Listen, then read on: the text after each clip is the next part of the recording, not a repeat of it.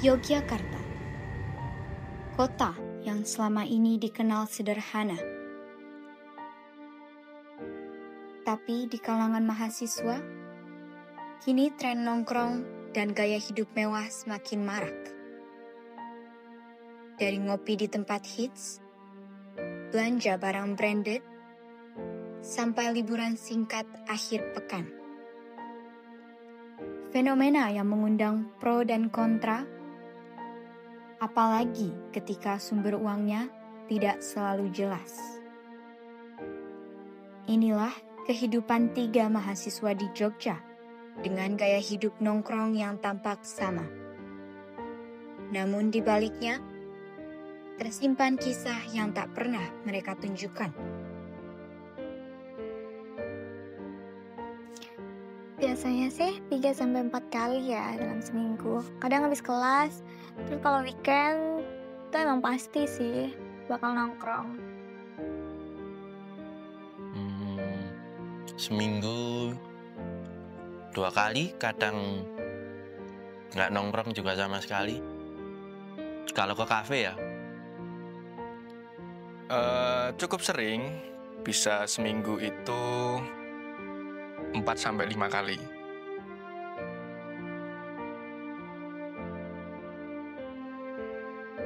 Buat aku sih nongkrong di kafe itu bukan cuma gaya ya, rasanya tuh kayak lebih produktif aja. Ngerjain tugas sambil minum kopi, terus juga nongkrong-nongkrong cantik, terus lagian juga bisa buat update. Ya umumnya anak muda aja zaman sekarang. Kalau nggak ke kafe nggak keren. Karena di kafe suasananya itu instagramable banget. Jadi cocok buat kita-kita yang anak Gen Z gini.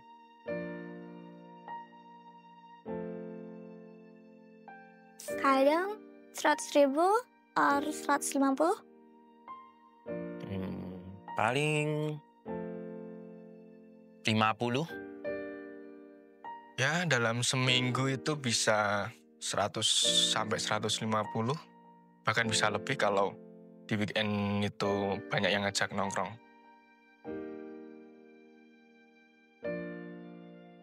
Kalau aku biasanya per bulan dikirimin uang saku sama orang tua aku sih, biasanya 2,5 juta.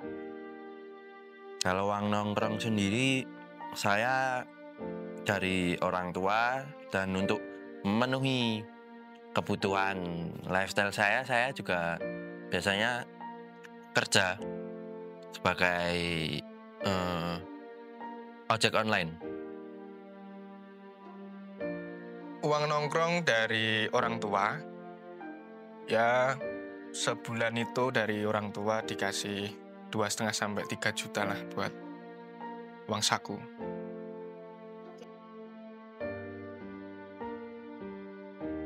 Kadang setelah nongkrong tuh aku langsung lanjut ke mall, hunting barang-barang lucu, promo.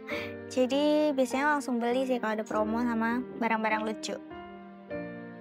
Ya, kuliah, terus pulang kuliah paling kerja buat cari uang-uang tambahan.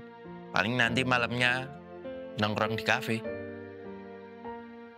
Banyak sih, karena cukup teman-teman banyak ngajakin inilah, main biliar, beli barang ini itu, sama liburan. Gitu. Sebenarnya sih nggak cukup ya, karena 2,5 juta tuh kurang buat memenuhi lifestyle-ku. Kalau untuk uang saku dari orang tua ya cuman cukup buat makan. Selebihnya ya saya cari sendiri dari kerja sebagai ojek online. Ya, kalau lifestyle seperti itu nggak cukup sih, jujur nggak cukup.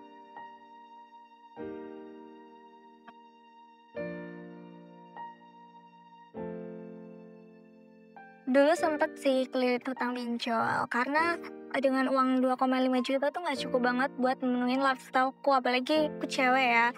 Beli parfum, skincare, bedak, dan lain-lain tuh gak cukup banget. Lagi lifestyleku yang dulu tuh bener-bener hedon banget. Pernah sih. Pas itu lagi sering-seringnya nongkrong, nggak ngecek saldo dan akhirnya uangnya habis dan terpaksa ya saya harus kerja lebih keras lagi untuk memenuhi kebutuhan lifestyle dan yang lainnya. Pernah banget. Dulu pernah gara-gara memenuhi gengsi itu aku minjem uang ke teman-teman. Nah, terus dikejar-kejar sama teman-teman gara-gara nggak bisa balikin uang itu. Gaya hidup pasti memberi kesenangan, tetapi ada harga yang harus dibayar. Dari bunga pinjaman yang menumpuk, hutang ke teman, sampai lelah bekerja demi membayar tagihan.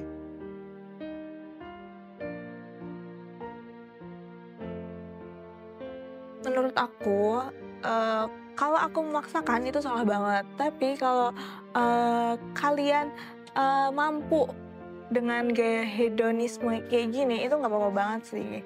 Tapi kalau aku salah karena aku memaksakan diri. Sebenarnya kayak hidup seperti itu tuh salah karena saya cukup memaksakan lifestyle nongkrong itu sendiri. Salah ketika kita itu memaksakan untuk memenuhi gengsi kita, sedangkan secara keuangan, ekonomi kita tidak bisa untuk memenuhi lifestyle itu. Kecuali kalau kita memang dari orang mampu, it's okay, nggak apa-apa. Menjadi mahasiswa yang hobi nongkrong dan gaya hidup mewah bukanlah kesalahan. Tapi, pilihan ini mungkin memengaruhi masa depan. Karena di balik secangkir kopi dan foto Instagram, ada cerita yang jarang terlihat.